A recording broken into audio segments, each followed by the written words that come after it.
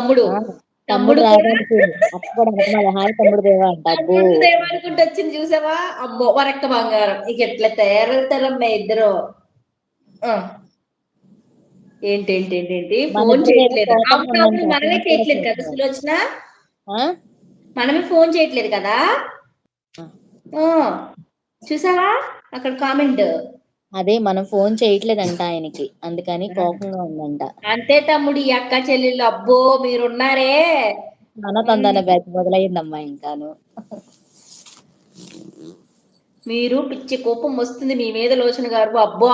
మాకు రావాలి కోపం మీకు కాదు. మాకొస్తుంది కోపం. అగో మా చెల్లి కూడా పలకరించిందంటే మేము ఉన్నాం బానే.